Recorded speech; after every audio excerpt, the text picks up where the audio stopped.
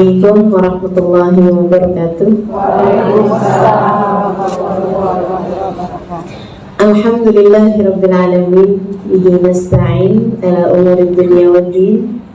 Wassalatu wassalamu ala asyrafil anbiya wal mursalin sayyidina wa maulana Muhammadin wa ala alihi wa sahbihi ajma'in.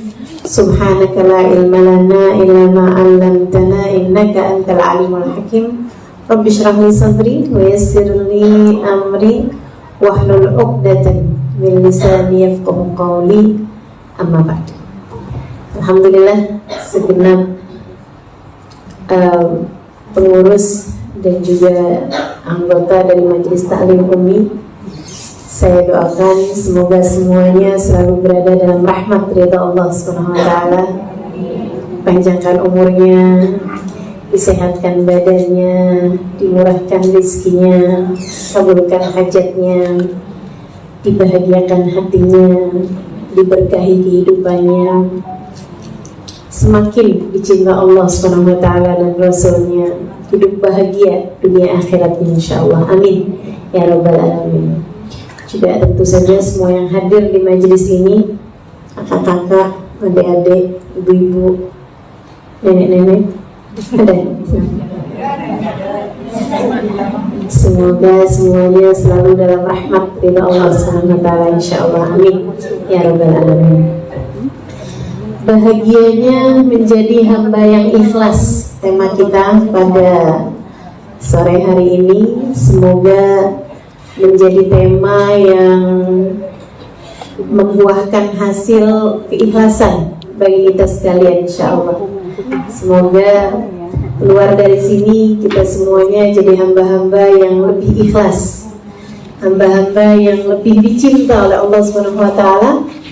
Karena keikhlasan itu al-ikhlasus sir min asrari. Ikhlas adalah satu sir, rahasia dari asrari, dari rahasia-rahasiaku, kata Allah dalam salah satu hadis qudsinya. Tak akan aku letakkan kecuali di hati hamba yang tercinta di sisiku. Begitu firman Allah SWT dalam hadis qudsinya. Mudah-mudahan kita dikaruniai keikhlasan ini insyaallah. Amin ya rabbal alamin.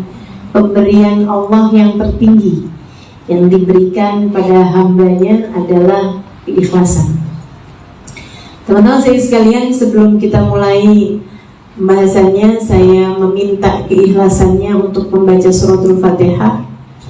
Kita minta kepada Allah Subhanahu wa taala semoga dengan keberkahan suratul Fatihah ini Allah bukakan pintu hati kita sehingga kita dapat menerima ilmu dengan mudah, menerima ilmu dengan indah, dan juga dimudahkan untuk dapat mengamalkannya dalam kehidupan insyaallah.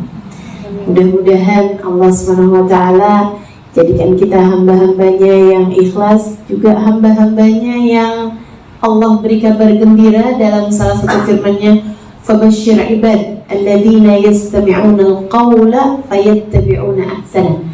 Berikanlah kabar gembira kepada hamba-hambaku, kata Allah, yaitu orang yang senang mendengar kebaikan kemudian dia mengamalkan yang terbaiknya. Mudah-mudahan kita menjadi kelompok hamba-hamba yang seperti itu insyaallah, yang di kajian ini mendengarkan dengan khidmat untuk kemudian niat mengamalkannya dan diberi kemudahan untuk dapat mengamalkannya. Hadhihi niyatin nafa' wal intifa' wal mudzakarah wat tadhkir ibtigha' mardatih wa qurbih wa thawabih wa husnil khatimah ma'a lutfil afiyah wa salahil aqibah wa ila hadratin Nabi Muhammad sallallahu alaihi wa sallam. Al-Fatihah.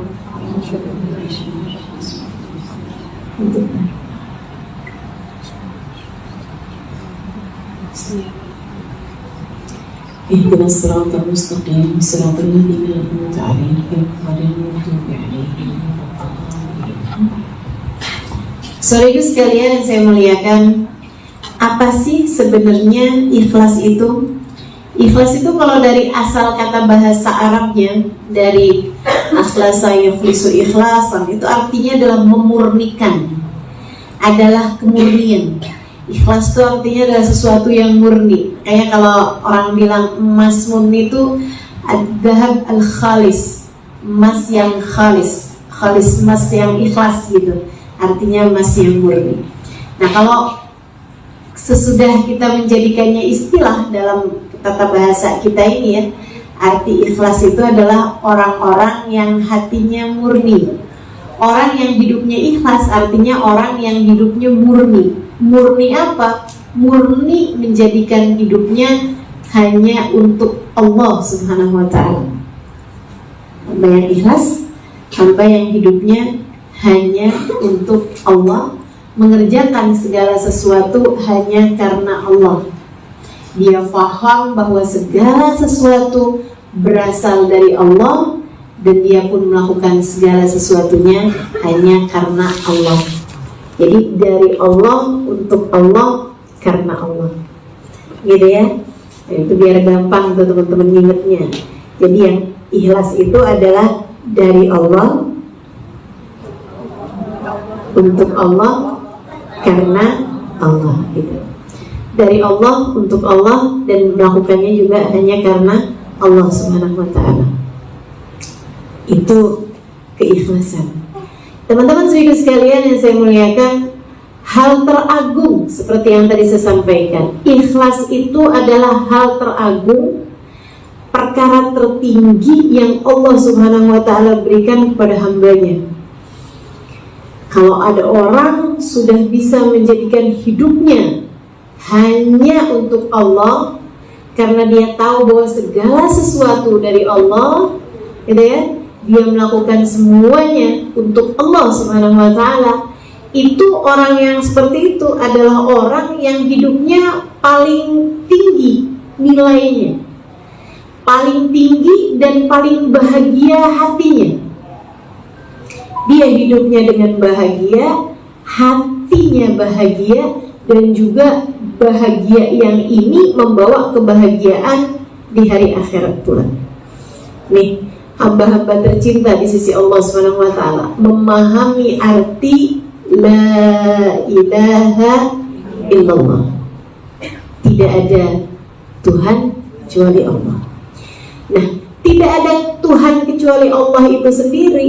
Itu kalau buat orang-orang yang mugarrabin, orang-orang yang ibadah kepada Allah, mendekat kepada Allah, gitu ya. Artinya adalah la ma'buda illallah. Tidak ada yang disembah kecuali Allah. Tapi buat hamba-hamba yang naik dari muqarrabin, dari ahli ibadah gitu ya, menjadi orang-orang yang ikhlas, itu arti la ilaha illallah menjadi la maqsuda illallah. Tidak ada yang dituju selain Allah. Maka mereka hidupnya bertujuan hanya untuk Allah Subhanahu wa ta'ala, hanya mencari ridhonya Allah Subhanahu wa ta'ala. Begitu ya. Sehingga ketika mereka menjadikan hidupnya buat Allah, mereka pun memaham bahwa ternyata segala sesuatu itu dari Allah. Segala sesuatu itu sumbernya adalah punyanya Allah Subhanahu wa ta'ala. Semua manusia adalah hamba-hambanya Allah. Dia melihat anaknya ternyata juga hambanya Allah. Dia lihat suaminya hambanya Allah. Sehingga mereka berbuat baik kepada semua orang sebagai bagian dari mereka berbuat baik untuk Allah Subhanahu wa ta'ala, karena Allah Subhanahu wa ta'ala. Naik dari la maqsuda illallah, tidak ada yang dituju kecuali Allah, menjadi la masyhuda illallah. Mereka tidak menyaksikan di atas muka bumi ini selain Allah. Mereka melihat semuanya punyanya Allah, semuanya dari Allah Subhanahu wa ta'ala. Cuaca, hujan, apa mendung, dari Allah semuanya. Orang berbuat baik, dari Allah semuanya. Kata-kata pujian atau hinaan, ujung-ujungnya dari Allah semua. Dapat kemudahan rizki atau dapat sempitnya rizki, dari Allah semua. Sehat, sakit, dari Allah semua. Sehingga mereka menyaksikan di alam semesta ini la masyhuda illallah. Tidak ada yang disaksikan selain Allah Subhanahu wa ta'ala. Mereka adalah hamba-hamba yang menempati tingkat kehidupan yang paling tinggi. Faham arti inna salati wa nusuki wa mahyaya wa mamati lillahi rabbil alamin la syarika lahu wa bidzalika umirtu wa ana minal muslimin. Inna salati, sesungguhnya salatku ini, bahkan wa nusuki bukan hanya salat, tapi semua ibadahku, sedekahku, zikirku, Qur'anku, nutup auratku, semua ibadahku nih. Inna salati wa nusuki wa mahyaya, bahkan bukan hanya yang ibadah, mahyai, semua kehidupanku. Aku makan, aku tidur, aku nutup aurat, aku senyum, aku melangkah, aku minum, aku jalan, aku bernafas. Mahyai, kehidupanku semuanya. Wa mamati, bahkan bukan hanya hidupku, aku mati sekalipun. Lillahi rabbil alamin, hanya karena Allah subhanahu wa ta'ala. Aku mencari Allah subhanahu wa ta'ala, mencari ridhonya Allah subhanahu wa ta'ala, hanya untuk Allah subhanahu wa ta'ala. Salatku, ibadahku, hidup matiku hanya untuk Allah subhanahu wa ta'ala. Mereka paham itu, teman-teman sekalian. La syarikalah, tidak untuk selain itu. Aku tidak hidup untuk selain itu. Aku tidak untuk beribadah untuk selain Allah subhanahu wa ta'ala. Tidak. Aku mati pun tidak untuk selain Allah subhanahu wa ta'ala. Aku hidup, aku mati, aku melakukan semuanya hanya untuk Allah subhanahu wa ta'ala. Wa ana minal muslimin, aku adalah orang yang sungguh-sungguh beriman. Aku taslim, aku menyerahkan diriku, aku ikhlas hanya karena Allah subhanahu wa ta'ala. Ini manusia-manusia yang sudah paham hal yang seperti ini, manusia yang berkehidupan dengan kehidupan yang paling tinggi. Di bawahnya itu ada orang-orang yang mereka berbuat baik untuk orang lain. Teori mereka, bahagiakanlah orang lain agar kamu hidupnya bahagia. Banyak yang berkehidupan seperti itu. Itu di bawahnya orang-orang yang hidupnya, tadi saya bilang itu ya, hidup untuk Allah subhanahu wa ta'ala. Orang-orang ikhlas. Bawahnya itu orang yang hidup dengan cara membahagiakan orang lain. Itu lebih bagus, masih lebih bagus walaupun itu di bawahnya orang yang di atas. Di bawahnya lagi mayoritas manusia, orang yang hidup mencari kesenangan diri mereka sendiri. Ini yang paling kesian nih. Dan orang-orang yang ada di tingkatan yang seperti ini, jika kamu merasa menjadi salah satunya, kamu harus naik kelas, teman-teman. Karena kalau enggak, hidupmu bakalan susah terus-terusan. Sebab bukan untuk itu kamu diciptakan. Bukan untuk dunia. Kamu ada di atas dunia. Maka selagi kamu hidupnya di dunia untuk dunia, kamu pasti akan dikecewakan oleh dunia. Coba aja perhatiin. Kamu pasti akan dikecewakan oleh dunia. Yang hidupnya mau nyari dunia, pokoknya yang penting bisa jadi kaya, yang penting bisa jadi begini, bisa begitu, bisa begini, bisa begitu. Pasti Allah akan halangkan dari apa yang dia mau dari dunia ini. Orang yang penting tuh hidup tuh bisa makan enak. Itu nanti di saat dia punya uang banyak buat makan enak, Allah tetap akan halangkan dia dari makan enak. Yang dikasih kolesterol lah, diabetes lah, akhirnya nggak bisa makan enak juga. Dulu nggak bisa makan enak karena nggak punya duit buat beli makanan enak. Sekarang udah punya duit buat makanan enak, tetap nggak bisa makan enak juga karena penyakit-penyakit yang dia punya. Itu cara Allah mengajarkan kita bahwa bukan untuk itu kamu hidup. Kamu hidup mau makan enak, nggak bisa, kata Allah, nggak bisa. Karena bukan untuk itu aku menciptakanmu. Orang yang hidupnya, aku hidup untuk cinta.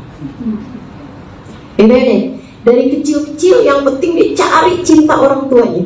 Begitu udah dewasa, kemudian menikah, dia pun, aku hidup untuk cinta suamiku, aku akan melakukan apapun, yang penting suamiku tetap cinta padaku gitu. Teman-teman saudara sekalian, kalau kamu mau hidup seperti itu, bersiap-siaplah untuk kecewa, karena bukan untuk itu kamu diciptakan di atas muka bumi.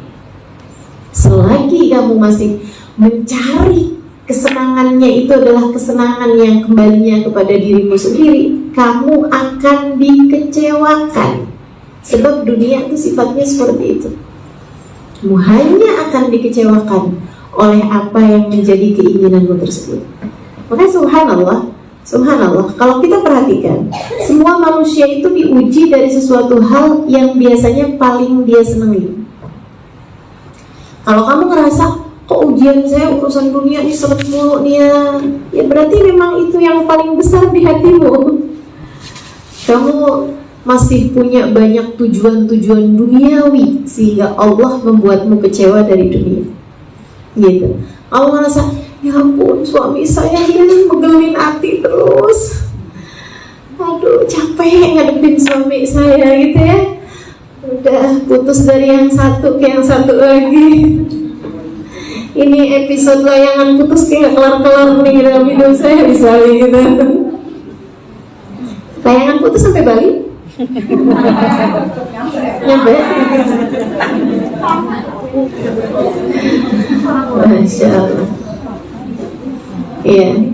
Kamu akan terus dikecewakan urusan itu karena Allah tahu nih hati kamu tuh urusan sama suami sampai segitunya gitu. Kalau fokusmu dalam hidup nih gimana biar anak kamu jadi anak yang sukses, mati-matian kamu berusaha untuk bisa anak kamu gimana caranya biar sukses, ujianmu akan datang dari arah sana. Ujianmu akan datang dari arah sana. Karena bukan untuk itu kita diciptakan. Selagi kamu mencari kesenangan-kesenangan dirimu yang bukan lillahi ta'ala, yang bukan untuk Allah subhanahu wa ta'ala, kamu hanya akan terus akan dikecewakan oleh Allah subhanahu wa ta'ala dari arah-arah yang dimaksudkan.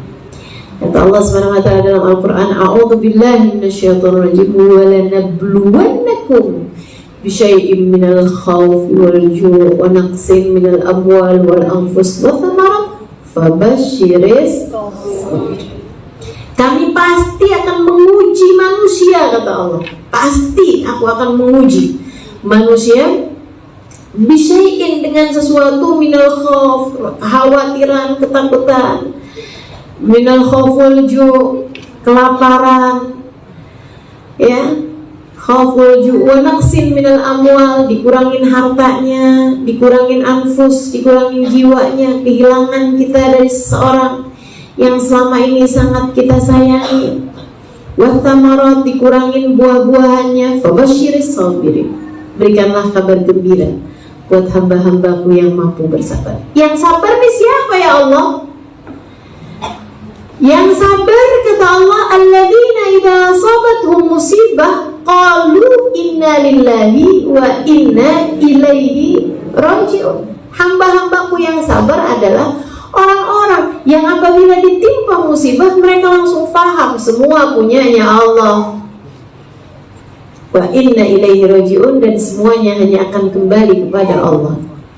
Orang-orang yang paham bahwasanya semuanya dari Allah. Gitu kan? Siapa tuh yang kayak begitu? Ya hamba yang ikhlas tadi yang saya bilang. Hamba yang ikhlas adalah hamba yang hidupnya untuk Allah. Dia paham semuanya dari Allah, hanya untuk Allah, dan dia dari Allah, untuk Allah, karena Allah. Nah ini hamba-hamba yang ikhlas ini tadi, hamba-hamba yang sabar, hamba-hamba yang ulaika alaihim shalawatu min rabbihim, Allah akan kasih rahmat yang paling besar kepada mereka.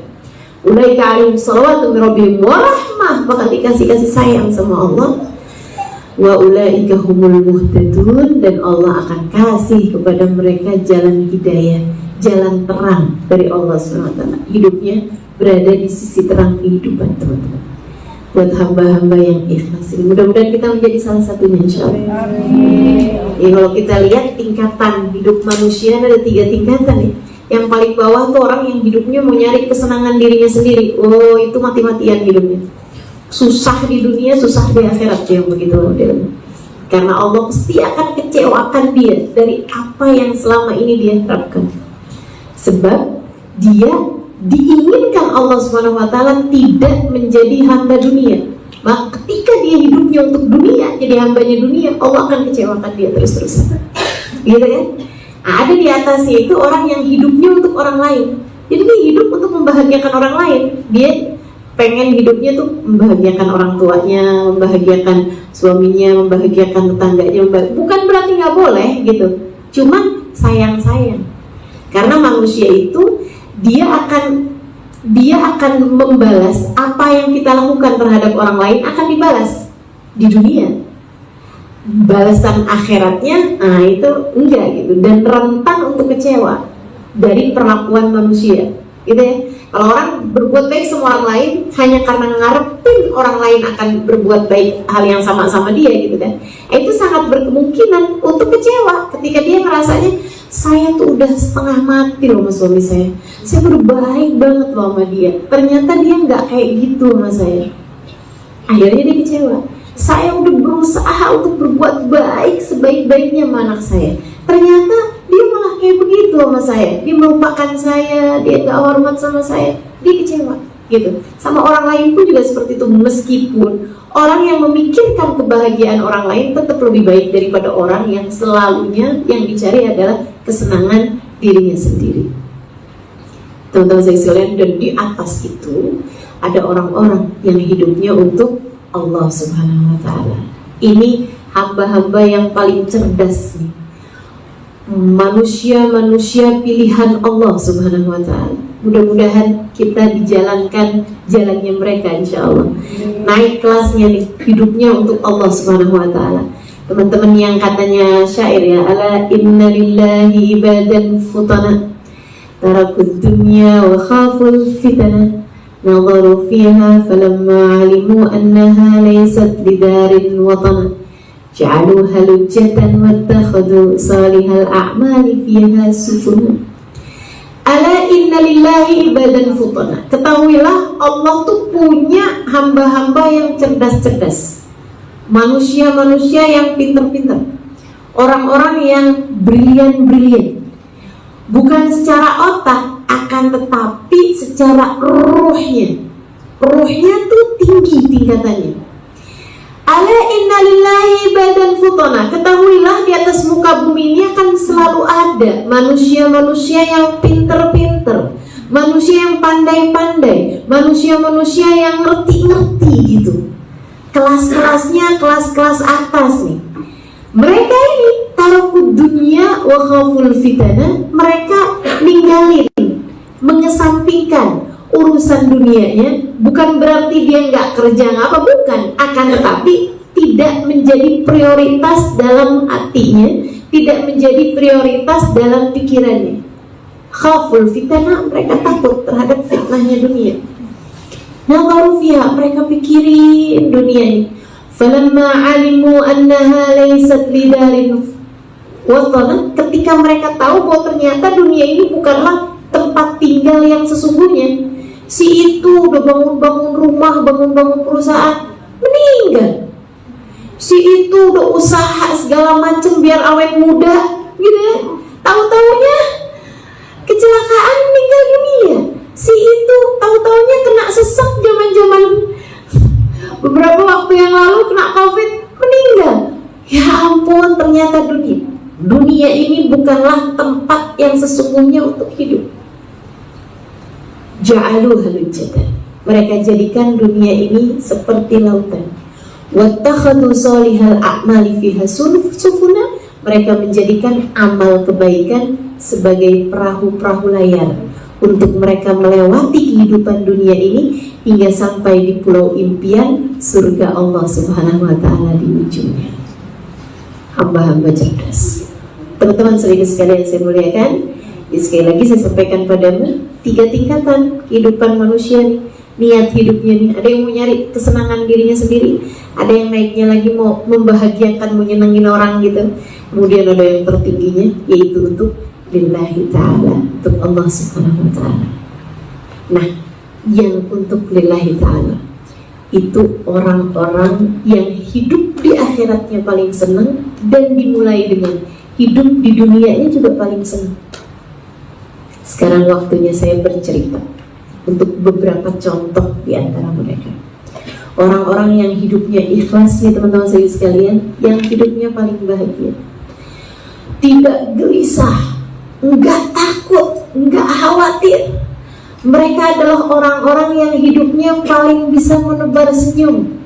Mereka adalah orang-orang yang hidupnya paling bisa berdamai dengan apapun, paling bisa menerima dengan apapun. Gitu ya. Saya ceritakan yang paling utamanya dulu nih, yang paling atasnya dulu. Baginda kita Nabi besar Muhammad sallallahu alaihi wa ala alihi wasallam, yang dalam keadaan sakit sekalipun ucapan yang keluar dari lisan beliau adalah alhamdulillahi ala kulli hal. Terima kasih ya Allah atas keadaan apapun yang Engkau berikan. Nabi kita Muhammad sallallahu alaihi wasallam gambaran tentang orang yang kalau istilah katanya tuh kayak nggak ada matinya gitu, nggak ada waktunya yang wah ini udah mentok nih. Nabi kalau dikasih ginian mentok, nggak ada ceritanya Nabi Muhammad mentok. Nabi itu teman-teman sekalian diperlakukan apapun oleh siapapun, nggak ada keadaan yang membuat senyumnya Nabi Muhammad hilang. Diapain aja? Ceritanya Sayyidina Ibnu Mas'ud alaihi ridwanullah. Katanya Sayyidina Ibnu Mas'ud, Nabi Muhammad tuh lagi pakai, waktu itu lagi musim dingin, Nabi lagi jalan, ada aku bersamanya, barengin jalannya Nabi Muhammad, tapi agak mundur dikit aja gitu Sayyidina Ibnu Mas'ud, karena suka nggak mau kalau nyamain langkahnya Nabi Muhammad alaihi wasallam. Ibnu Mas'ud itu orang melihatnya sampai jadi kayak bayangan buat Nabi Muhammad alaihi wasallam. Dulunya penggembala kambing, masuk Islam gara-garanya satu waktu dia lagi ngembalain kambing, Nabi Muhammad sama Sayyidina Abu Bakar lewat daerah situ. Terus Sayyidina Abu Bakar ditanya, ini kambingmu ini punyanya siapa? Dia bilang punyanya Fulan bin Fulan. Boleh nggak saya minta susunya? Saya temenan sama majikan yang punya kambing ini. Dia bilang silahkan. Tapi masalahnya kambing saya lagi nggak punya susu, kering semuanya. Lagi musim paceklik, lagi kering semua, nggak ada air susunya. Terus katanya Nabi Muhammad, tapi boleh kamu pinjamkan saya salah satu dari kambingmu itu? Oh ya silahkan. Dipinjemin sama Ibnu Mas'ud. Kemudian Nabi Muhammad pegang susunya, gitu ya, suka bingit, nggak ada air susunya. Nabi Muhammad pegang sambil baca Bismillahirrahmanirrahim. Nah, ini Nabi Muhammad paham dari Allah. Nabi lagi mau ngajarin sama Ibnu Mas'ud dan sama kita semua umatnya tentang arti minallah, segala sesuatu itu dari Allah, atau arti innalillah, semuanya adalah miliknya Allah Subhanahu wa taala. Ya, kambing ini lagi yang punya air susu gitu kan, tapi kalau Allah mau apa sih yang enggak? Semuanya dari Allah kok. Nggak usah terlalu terpaku sama sesuatu hal yang kelihatannya zahir. Segala sesuatu kalau kita mintanya dari Allah Subhanahu wa taala, apa yang enggak gitu. Nabi pegang, kemudian Nabi Muhammad mengucapkan Bismillahirrahmanirrahim. Subhanallah. Nabi kemudian minta satu kayak tempat susu itu. Nabi memerahnya, keluar air susunya banyak banget.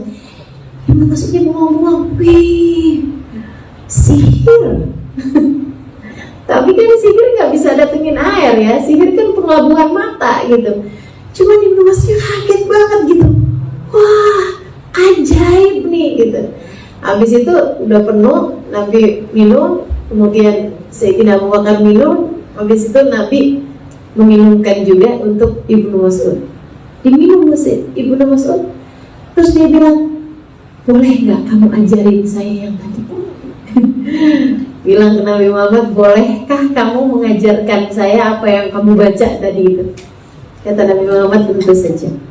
Terus Nabi Muhammad kasih tahu bacaannya tadi, Bismillahirrahmanirrahim.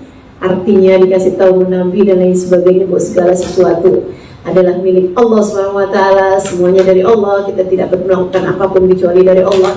Nabi kemudian menerangkan berbagai macam hal. Saat itu juga Ibnu Mas'ud kemudian menjabat tangan Nabi Muhammad. Pada akhirnya kemudian berkata, asyhadu an la ilaha illallah wa asyhadu anna Muhammad Rasulullah. Sehingga Ibnu Mas'ud masuk ke dalam agama Islam. Pendek Ibnu Mas'ud tuh, pendek, suaranya bagus. Ini ya sekilas tentang Ibnu Mas'ud. Pendek, kecil, suaranya bagus. Gitu. Beliau yang mengumpulkan, salah satu dari yang membaca Al-Qur'annya paling bagus di antara para sahabat. Dan Nabi Muhammad sering deketin Ibnu Mas'ud, kemudian mengatakan, ya Ibnu Mas'ud, igra aliyal Qur'an. Wahai Ibnu Mas'ud, ya baca Qur'an, perdengarkan kepadaku lantunan Qur'an. Ibnu Mas'ud bacain Quran gitu. Nabi itu kalau dengerin Ibnu Mas'ud ngaji gitu sampai air mata Nabi Muhammad menderas gitu ya. Nabi bacanya, dengernya dengan penuh keharuan sampai nangis gitu. Insyaallah. Kata Nabi Muhammad tentang Ibnu Mas'ud, idza qara'tumul Qur'an faqra'u ala qiraati Ibnu Ummi Abd. Kalau kalian baca Quran, tuh ikutin bacaan Qur'annya Ibnu Ummi Abd atau Ibnu Mas'ud ini. Kembali kepada Ibnu Mas'ud. Ibnu Mas'ud ketika sudah masuk Islam, dia pun kemudian di masa-masa Nabi Muhammad hijrah ke Madinah, dia ikut pergi bersama Nabi Muhammad hijrah ke Madinah, dan dia memutuskan dirinya untuk menjadi pelayannya Nabi Muhammad SAW. Jadi Nabi Muhammad kalau jalan, Ibnu Mas'ud itu yang tukang bagian bawa sendal, bawa ember gitu ya, bawa air, bawa siwaknya Nabi. Itu keperluannya Nabi Muhammad dibawa sama Ibnu Mas'ud ini. Makanya Ibnu Mas'ud punya beberapa cerita-cerita yang memang tidak disaksikan oleh yang lain-lain, oleh para sahabat-sahabat yang lain. Salah satunya cerita ini. Kata Ibnu Mas'ud, ya Allah, Nabi itu ya ampun, cakep banget. Apa nih Ibnu Mas'ud? Akhlaknya, kepribadiannya. Kata Ibnu Mas'ud, saya pernah satu waktu lagi jalan bersama dengan Nabi Muhammad. Waktu itu musim dingin. Nabi Muhammad pakai burdah. Burdah itu kain yang biasa dipakai orang kalau lagi musim dingin, lebih besar dari rida surban itu ya, lebih besar daripada surban, lebih kecil dari selimut. Biasa suka dipakai kayak semacam kalau kayak hansip ronda itu loh, malam orang petugas roda tuh kan suka pakai kain sarung tuh. Nah, kalau orang Arab tuh suka pakai kain kayak itulah namanya burdah itu ya, kain untuk menghangatkan badan gitu. Nabi lagi pakai itu kayak sorban gitu, tapi lebih besar dari sorbannya.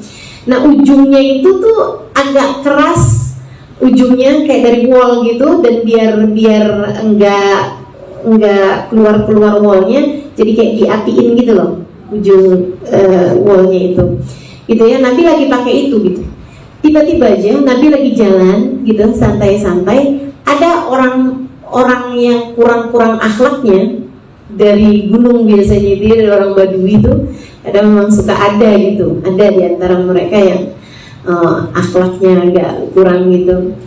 Dia narik surbannya Nabi Muhammad ini, burdahnya Nabi Muhammad itu dari belakang, dan itu tuh nariknya tuh kenceng banget kayak gitu kan, yang sampai Nabi Muhammadnya muter kayak terpelanting gitu loh, jadi kayak muter nabinya. Dan itu kata Sayyidina Ibnu Mas'ud, sampai bekas merah di leher Nabi Muhammad dari ujung surban itu. Dia bilang, saya tuh kaget banget gitu, kayak menghentak dia dari arah belakangnya Nabi Muhammad gitu. Dia bilang, dan Nabi Muhammad sampai muter sampai akhirnya ngadepin dia gitu kan, ngadepin si orang itu. Begitu ngadepin dia itu, orang itu bilang kayak gini, ya Muhammad. Itu panggilan kayak ya Muhammad gitu. Itu aja tuh sesuatu hal, panggilan yang sangat dibenci sama para sahabat. Maksudnya, ya kamu kalau panggil Nabi Muhammad gak sopan kan, kalau panggil namanya aja. Pasti kan panggilannya ya Rasulullah, kan begitu mesti. Ini tuh ini ya Muhammad gitu, dengan sentakan, dengan abisnya hentakan di kain tadi itu. Dibilang yang ajaib katanya Ibnu Mas'ud, begitu Nabi Muhammad berbalik, itu Nabi Muhammad menyuguhkan si orang ini pemandangan yang mungkin gak akan pernah dilupakan seumur hidupnya, dari indahnya senyum Nabi Muhammad SAW. Begitu ini tuh, Nabi itu nggak pernah kehilangan senyumnya, teman-teman. Subhanallah, cakep banget ya. Orang tuh kelihatan akhlak tuh biasanya saat-saat spontan. Ketika dengar kabar apa, ketika diapain gitu kan, itu langsung kelihatan asli-aslinya orang tuh. Itu as-sabru inda sadamatil ula, kata Nabi Muhammad kayak begitu. Kelihatan kesabaran seseorang tuh pada spontanitasnya dia. Kali pertama ketika ada hal-hal yang biasanya orang nggak suka, tuh kelihatan tuh kesabarannya orang. Ketika ditimpa musibah, ketika awal kali mendengar satu berita yang nggak enak gitu, kelihatan banget tuh watak-wataknya orang pada saat itu. Kelihatan kesabaran seseorang, kelihatan keikhlasan seseorang. Nabi Muhammad begitu ngadepin dia tuh, senyumnya langsung indah banget gitu ngadepin. Dia terus bilang gitu, ya Muhammad, atini maqad a'takallah. Wahai Muhammad, kasih dong, bagi dong apa yang sudah Tuhan bagi sama kamu. Minta, pengemis, dia mau minta, caranya kayak begitu coba. Ya ampun, ya ampun. Tapi Nabi Muhammad tuh senyum indah banget gitu. Nabi terus ngeluarin, ngasih sama dia sambil nanya, hal yakfi, kata Nabi Muhammad, cukupkah ini untukmu? Dia bilang, ya nggak cukup loh Muhammad, masa segini doang. Nabi Muhammad keluarin lagi sambil nanya lagi, hal yakfi, kata Nabi Muhammad, cukupkah itu untukmu? Ya nggak cukup Muhammad. Nabi nggak punya lagi. Nabi nanya sama Ibnu Mas'ud, punyakah kamu sesuatu Ibnu Mas'ud? Ibnu Mas'ud dengan berat hati gitu ya keluarin. Nabi kasih sama dia, hal yakfi, kata Nabi Muhammad, cukupkah itu untukmu? Ya nggak cukup Muhammad. Karena Nabi Muhammad dibawa ke rumahnya. Nabi Muhammad kebetulan punya sesuatu gitu, nggak selalu punya, tapi waktu itu Nabi Muhammad lagi punya bekal makanan apa segala macam. Nabi Muhammad keluarin. Setiap kali ngeluarin, kata Ibnu Mas'ud, Nabi senyumnya nggak hilang, dan Nabi terus-terusan bertanya sama dia, hal yakfi, cukupkah itu untukmu? Cukupkah itu untukmu? Terus begitu sampai orangnya itu bilang, kafani ya Muhammad, udah cukup nih kayaknya Muhammad buat saya.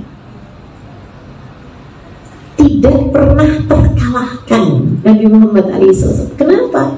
Karena Nabi Muhammad ketika melihat orang tersebut nggak melihatnya sebagai fulan bin fulan dari Badui, enggak. Nabi Muhammad ngelihatnya hamba Allah Subhanahu wa ta'ala. Hamba Allah Subhanahu wa ta'ala. Allah lagi ngasih nih kejadian ini nih buat saya. Untuk Allah lihat. Liyabluwakum ayyukum ahsanu amala. Kehidupan ini aku bulirkan kepada kalian, senangnya, susahnya, semuanya aku kasih buat kalian untuk aku lihat, kata Allah, siapa di antara kalian yang tetap bisa berbuat kebaikan. Tetap bisa berbuat kebaikan dalam keadaan apapun. Allah kasih kehidupan kita nih, masa lalu yang kayak gimana, keadaan sekarang yang kayak gimana gitu ya. Semuanya Allah kasih kepada kita ini, teman-teman saya sekalian. Ngadepin orang baik, ngadepin orang gak baik, ngadepin sakit, ngadepin sehat, ngadepin susah, ngadepin senang, ngadepin semua kehidupan ini. Liyabluwakum ayyukum ahsanu amala. Allah mau lihat siapa di antara kalian yang dapat berbuat kebaikan. Nabi Muhammad itu enggak pernah terkalahkan dalam urusan, selalu dapat berbuat kebaikan terhadap siapapun, teman-teman sekalian. Nabi itu dikasih apa aja, raditu billahi rabba, aku ridha sebagai Tuhanku ya Allah. Dikasih sakit kayak gimana aja, raditu billahi rabba. Sallallahu alaihi wa ala alihi wa sahbihi wasallam. Imam kita dalam urusan keikhlasan, baginda kita Nabi besar Muhammad sallallahu alaihi wa ala alihi wa sahbihi wasallam. Baik terus sama siapapun, gak ada ceritanya mau berbuat kebaikan sama orang. Karena Nabi Muhammad ketika melihat mereka, gak melihat mereka sebagai aku ingin membahagiakan mereka, aku ingin berbuat kebaikan sama mereka. Enggak, Nabi Muhammad melihat aku ingin menjadi hamba Allah yang saleh, yang bisa berbuat kebaikan kepada semua hamba-hamba Allah Subhanahu wa ta'ala. lillah. Nabi Muhammad ngelihatnya semua manusia punyanya Allah. Itu ama orang yang jahat aja Nabi itu bisa kayak begitu, teman-teman. Apalagi sama yang baik-baik. Maksudnya apalagi sama keluarganya, apalagi sama sahabatnya. Masya Allah, Masya Allah. Sallallahu alaihi wa ala alihi wasallam. Mudah-mudahan Allah SWT karuniakan keikhlasan kepada kita sekalian, seperti mana Allah telah mengaruniakan itu kepada hamba-hambanya yang tercinta, seperti mana Allah telah mengaruniakan hal itu pada baginda kita Nabi besar Muhammad sallallahu alaihi wa ala alihi wasallam. Para sahabat-sahabat Nabi Muhammad alaihi wasallam yang kayak begitu itu selalu dapat berbuat kebaikan sama setiap orang dan selalu jadi orang-orang yang ikhlas dalam kehidupan mereka gitu. Dikasih susah apaan aja gitu, karenanya timbul segala keajaiban-keajaiban akhlak, timbul segala hal-hal yang luar biasa indahnya dalam kehidupan mereka itu, karena mereka paham makna inna lillahi wa inna ilaihi raji'un, paham makna itu tadi inna salati wa nusuki wa mahyaya wa mamati lillahi rabbil alamin. Ada seorang sahabat, teman-teman saya sekalian, ini cakep banget sih ini ya. Ada seorang sahabat, dia itu satu waktu kena sakit. Akhirnya dokter bilang ini nih harus dipotong kakinya.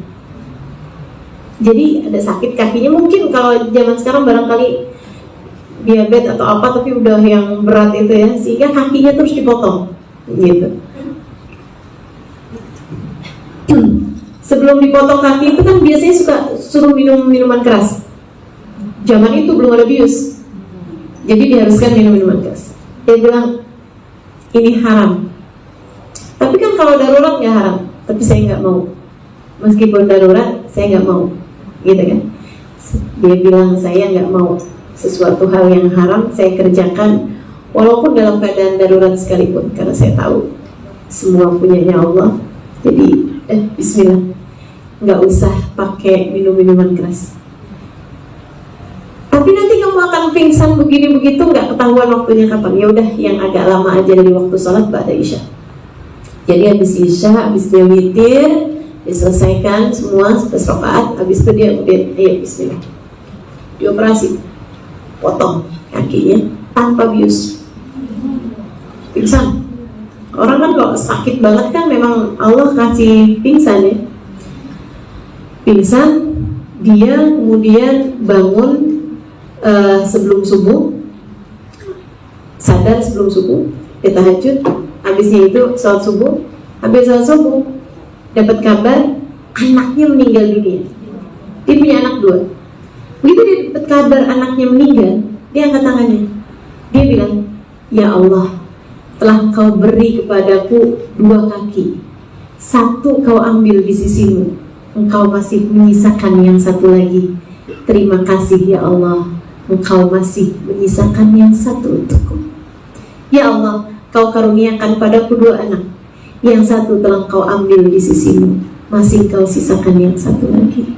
Terima kasih ya Allah atas apa yang kau sisakan. Masya Allah, teman-teman. Ini orang-orang ikhlas tuh bisa sampai segitunya loh. Di waktu yang bersamaan, punya 2 anak, 1 meninggal, punya 2 kaki, 1 diambil gitu. Yang keluar dari lisannya tetap indah juga. Kenapa gitu? Ya itu dia, karena mereka adalah orang-orang yang paham bahwa hidup ini semua punyanya Allah. Maka Allah semuanya yang punya mau gitu. Hati mereka itu gak bisa dibikin gak bahagia gitu. Hati mereka tuh tetap kuat, kokoh keimanannya. Makanya mereka nih jadi orang-orang anti depresi. Gak mungkin depresi, gak mungkin terkalahkan oleh keadaan apapun, sekuat apapun keadaan tersebut. Sulaim, teman-teman sekalian, Uwaisah namanya.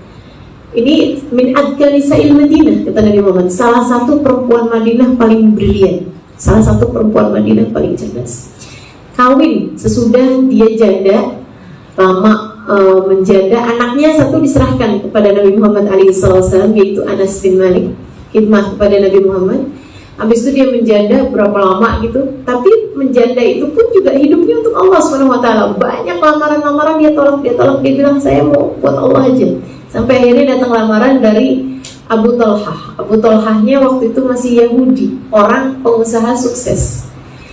Sulaim mikir, kalau saya kawin sama Abu Talhah nih, Abu Talhah beriman, imannya bagus, saya kawinnya buat Allah. Akhirnya dia pikir-pikir, yaudah deh Abu Talhah, saya mau kawin sama kamu dengan syarat kamu masuk Islam. Akhirnya Abu Talhah masuk Islam. Islamnya bagus, istrinya kayak begitu. Kawin lama, gak punya anak. Satu waktu dia punya anak. Satu waktu saat anaknya lagi lucu-lucunya, kayak umur setahunan gitu ya, baru lagi belajar jalan ini apa segala macem, anaknya sakit. Di saat Abu Talhah harus kerja, harus bawa barang dagangan, katanya Sulaim, gak apa-apa, Abu Talhah berangkat aja. Abu Talhah berangkat, saya kayak biasa gitu ya, 3 hari 4 hari waktunya pasaran. Anaknya meninggal. Sulaim waktu anaknya meninggal itu, teman-teman saudara sekalian, nggak ada ibu yang biasa aja anak meninggal, nggak ada ceritanya. 9 bulan kok dalam rahim ibu, gimana enggak coba? Nggak akan ada orang yang biasa-biasa aja anak meninggal. Kesedihan, wah itu tingkat kesedihan tertinggi, gimana enggak gitu kan? Akan tetapi iman, ikhlas yang ada di hati Sulaim bisa sampai membuat Sulaim punya kekuatan hati untuk ngurusin jenazah anaknya, dan kemudian pesan sama semua orang, tolong ya, jangan ada yang ngabarin kematian anak saya kepada Abu Talhah kecuali saya sendiri, biarin saya sendiri ya yang nanti ngabarin. Teman-teman saya sekalian, berapa hari kemudian, memang di waktu yang biasanya Abu Talhah datang gitu kan, udah punya kebiasaan waktunya gitu. Nah itu Sulaim udah dandan, udah masak, udah cakep. Suaminya pulang gitu kan, dia pun kemudian ajakin ngobrol gimana kondisinya. Abu Talhah udah nanya, gimana kabar anak kita? Katanya Sulaim, huwa ahda ma yakun, anak kita sekarang sudah dalam keadaan yang jauh lebih tenang. Udah meninggal kan, jauh lebih tenang. Udah dikirain Abu Talhah anaknya udah tidur nih sekarang, udah tenang keadaannya gitu. Udah, habis itu mereka Sulaim ngerayuin suaminya sampai keduanya berhubungan intim. Habis itu kemudian mereka mandi. Habis saya mandi, Sulaim panas-panasin makanannya, mereka makan malam hari tersebut. Habis makan udah kenyang, dimasakin makanan kesukaannya Abu Talhah. Habis saya makan, Sulaim nanya gitu, Abu Talhah, kalau kita punya tetangga nih, saya mau nanya nih, ajakin diskusi kamu, saya lagi bingung soalnya. Kenapa Sulaim? Kalau kita punya tetangga, dia nitipin barang sama kita, barangnya terus diambil lagi, kasih nggak Abu Talhah? Ya kasih lah, kan barangnya dia. Tapi kita udah terlanjur suka sama nih barang, boleh nggak kita tahanin? Nggak boleh Sulaim, kasih. Walaupun kita seneng banget, iya, walaupun seneng banget juga harus dikasih, orang bukan punyanya kita, punyanya dia kan. Iya. Dengan senang hati Abu Talhah, maksudnya ngasihnya ini dengan senang hati, ngebalikinnya dengan senang hati. Iya, balikin dengan senang hati, dengan lega hati, karena itu bukan punya kita. Sulaim kemudian bilang, Abu Talhah, kan anak kita juga bukan punya kita ya, dia punyanya Allah kan Abu Talhah. Maksud kamu kenapa? Dia udah diambil kembali sama pemiliknya Abu Talhah. Jadi maksud kamu anak kita tuh udah mati? Abu Talhah, yang sabar, kan anak kita punyanya Allah, dia udah diambil kembali oleh pemiliknya Abu Talhah. Dan kamu bisa-bisanya anak mati, kamu dandan, kamu masak, kamu ngerayu saya, kamu perempuan gak punya hati Sulaim. Wah, Abu Talhah marah, dibanting pintu, pergi gitu. Tinggal bingung aja mau kemana nih, jam 12 malam. Abu Talhah masuk ke masjid, mau bangunin Nabi, masih punya akhlak, gak mau gitu ngerepotin Nabi Muhammad. Jadi mondar-mandir aja tuh di masjid sampai waktunya subuh. Begitu Nabi Muhammad keluar untuk sholat subuh, Abu Talhah langsung ke depan, ya Rasulullah, Faqad wajadtu Sulaim qasiyatal qalb. Rasul, ternyata Sulaim itu keras banget hatinya. Kenapa Abu Talha? Anak kita tuh meninggal Rasul di saat saya lagi pergi keluar kota. Ketika saya datang, Sulaim tuh udah dandan Rasul, udah wangi, udah cakep. Saya tanyain kabar anak kita, dia bilang gua ahdal mayakun, dia sekarang udah jauh lebih tenang. Dia merayu saya, wahai Rasulullah. Habis itu kemudian saya disuguhin makan, saya dikenyangin gini gitu. Terus dia nanya, kalau kita punya tetangga nitipin barang terus diambil balik, kita boleh nggak serahin? Boleh nggak kita tahan? Ini saya bilang serahin. Ternyata maksudnya itu anak kita Rasul, anak kita tuh meninggal bisa-bisanya sudah begini begitu. Aduh, Nabi Muhammad. Nabi Muhammad malah senyum, tahu siapa Sulaim. Ini bukan tentang keras hati, tapi tentang kuat hati dengan keikhlasan. Ini bukan tentang keras hati, akan tetapi tentang kokohnya hati disebabkan keimanan. Iman tuh kalau kuat bisa sampai segitu, luar biasa. Orang yang paham betul bahwasanya segala sesuatu miliknya Allah, segala sesuatu kita lakukan karena Allah, hanya untuk Allah Subhanahu wa ta'ala, bisa sampai sebegitunya loh teman-teman. Indahnya hatinya, Masya Allah. Nabi senyum, awak terlihat ya Abu Talha. Maaf nih Abu Talha, saya tanya, kata Nabi, tadi malam kalian sempat berhubungan badan? Iya Rasul, saya nggak tahu anak kita meninggal. Maksudnya kalau tahu kan belum tentu bisa kuat hati buat hubungan badan gitu ya. Nabi malah doain, barakallahu lakuma fi lailatikuma, barakallahu lakuma fi lailatikuma, barakallahu lakuma fi lailatikuma. Semoga Allah kasih berkah pada malam kalian ini. Semoga Allah kasih berkah malam kalian ini. Semoga Allah kasih berkah malam kalian ini. Teman-teman hamil, Sulaim hamil dari malam itu tuh langsung dikasih ganti sama Allah Subhanahu wa ta'ala. Lahir anak perempuan. Anak perempuan ini di masa dewasanya dia punya banyak anak. Anaknya semuanya di atas 10 orang anaknya. Anaknya semuanya hafiz Quran, anaknya semuanya jadi ulama, anaknya semuanya adalah pejuang-pejuang di jalan Allah Subhanahu wa ta'ala. Keberkahan dari hati seseorang yang penuh dengan keikhlasan, menerima apapun yang jadi ketetapan Allah Subhanahu wa ta'ala. Bahagia hidupnya hamba-hamba yang kayak begini nih, hamba-hamba yang hidupnya untuk Allah, karena dia paham semuanya dari Allah Subhanahu wa ta'ala, semua milik Allah Subhanahu wa ta'ala. Hidupnya penuh dengan kebahagiaan. Kapan waktu aja senang terus hatinya, sebab dia selalu bersama dengan Sang Maha Pencipta. Dia takut dari apa? Orang segalanya punyanya Allah dan dia bersama dengan Allah. Dia takut dari apa? Gak pernah takut, gak pernah khawatir, tenang terus hatinya. Ini yang kata Allah, alladzina amanu wa tatma'innu qulubuhum bi dzikrillah. Hamba-hambaku yang beriman hatinya tenang terus karena mereka selalu mengingat aku, kata Allah. Ala bi dzikrillah tatma'innul qulub. Ketahuilah obat ketenangan hanya satu, kata Allah, ketika kalian mengingat aku. Hanya ketika mengingat Allah, hati akan merasa tenang. Hatimu akan menjadi kuat ketika Allah kamu hadirkan terus-terusan dalam hatimu. Ketika hidup kamu jadikan untuk Allah Subhanahu wa ta'ala, dan kamu paham bahwa segala sesuatu milik Allah, semuanya dari Allah Subhanahu wa ta'ala. Ketika itulah hati kita, hidup kita akan menjadi tenang, teman-teman sekalian. Sahabat tuh kayak gitu semua tuh, hati-hatinya tuh mayoritasnya rata-rata penuh dengan keimanan yang segitu kuatnya. Teman-teman sekalian, bahkan kayak Sayyidina Husain, cucu Nabi Muhammad alaihissalam, Sayyidina Hasan, cucu Nabi Muhammad alaihissalam, itu meninggalnya diracun loh teman-teman.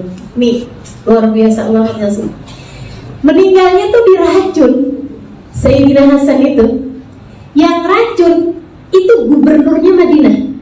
Ini fakta sejarah ya yang saya sampaikan ya. Jadi gubernurnya Madinah itu merasa bahwa selagi Hasan masih hidup nih, kayaknya orang lebih akan mendengarkan dia daripada saya. Rasa cinta terhadap jabatan, membuat dia sampai bisa-bisanya berpikir untuk melenyapkan Sayyidina Hasan karena kalah pengaruh gitu.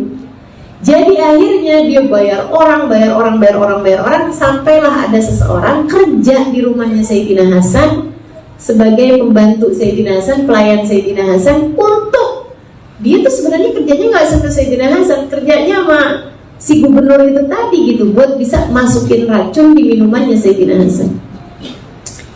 Beliau nggak tahu ada racun di minumannya, diminum. Sekalian haus, bentar ya.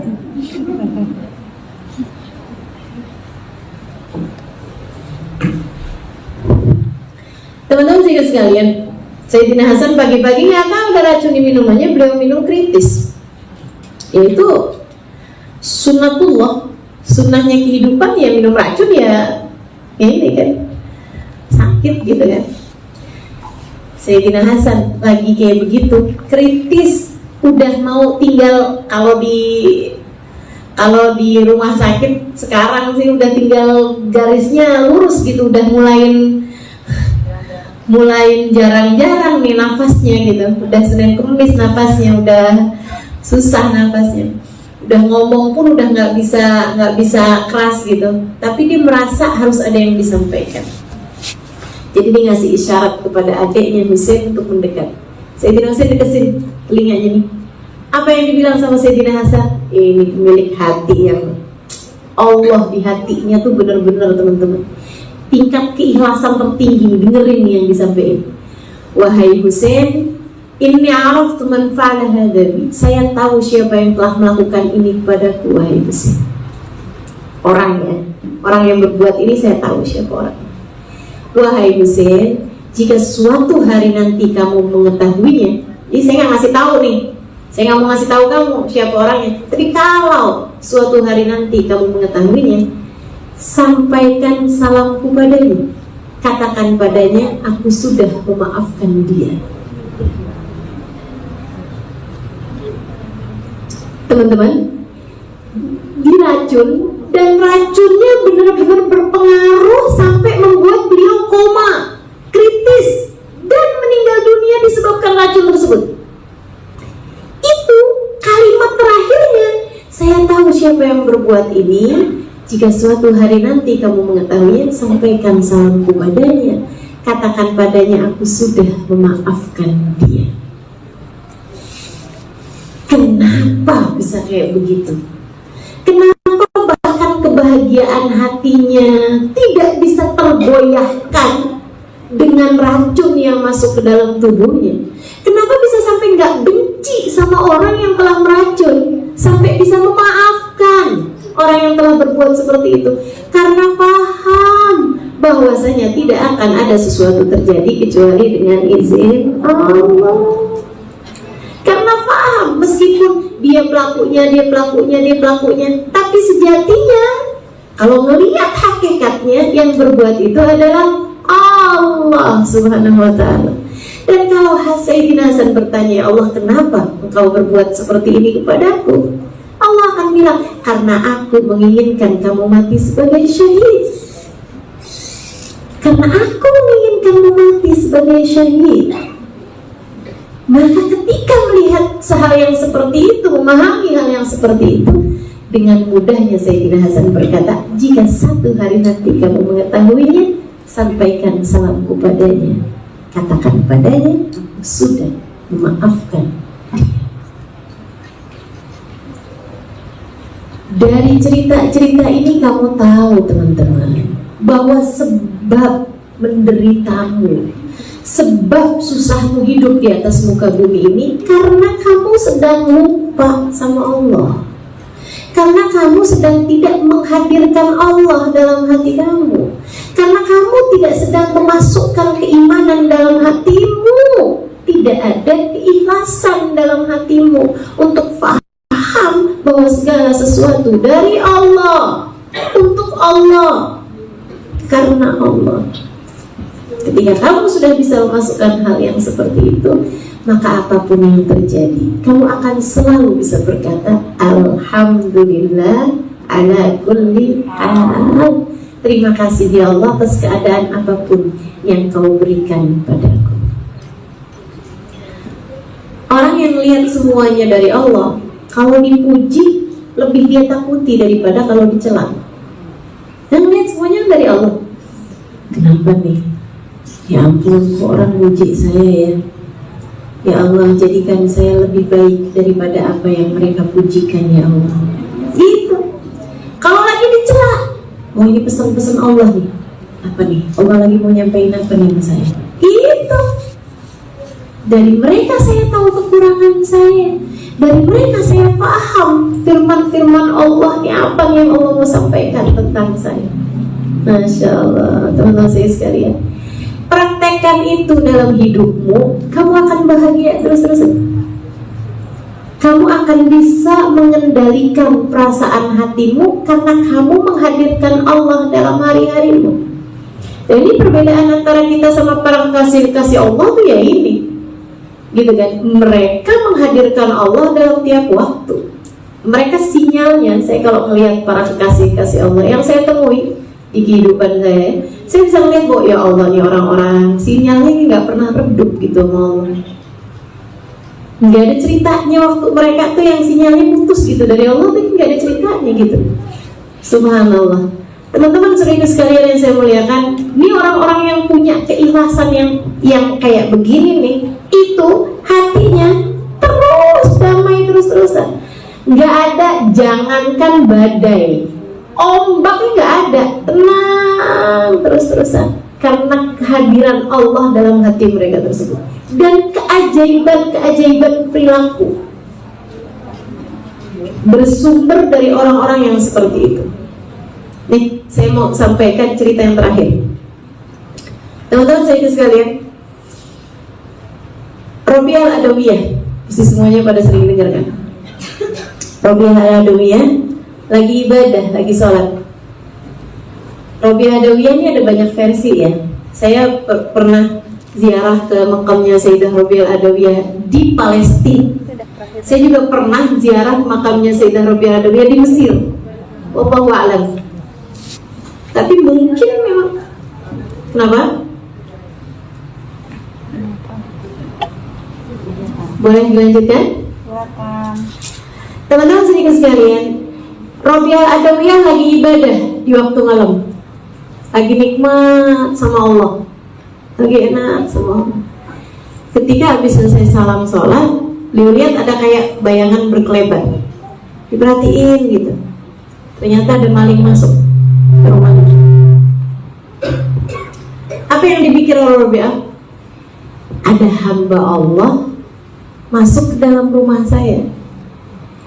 Kalau buat Robiah nih ya, buat hamba-hamba tercinta di sisi Allah nih, antara maling sama tamu gak ada bedanya loh.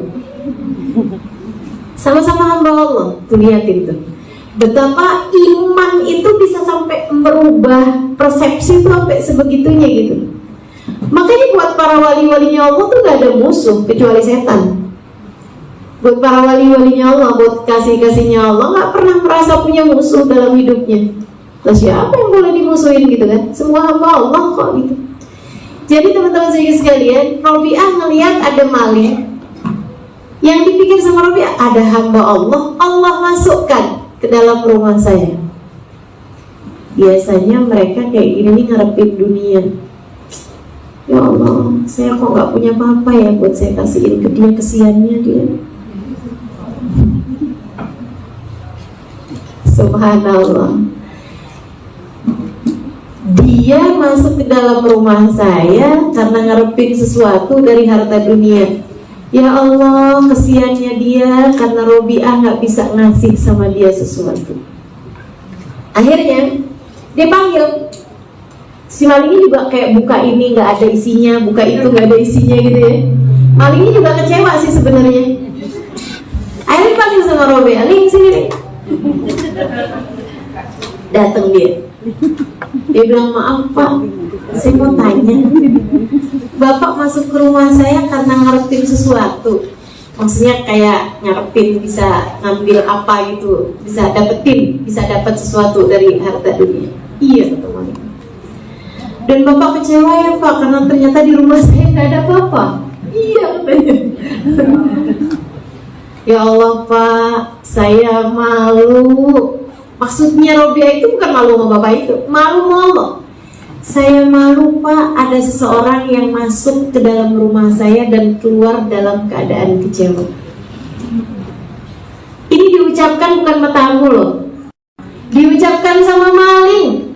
Saya malu ada seseorang masuk ke dalam rumah saya dan keluar dalam keadaan kecewa. Bapak boleh gak Pak?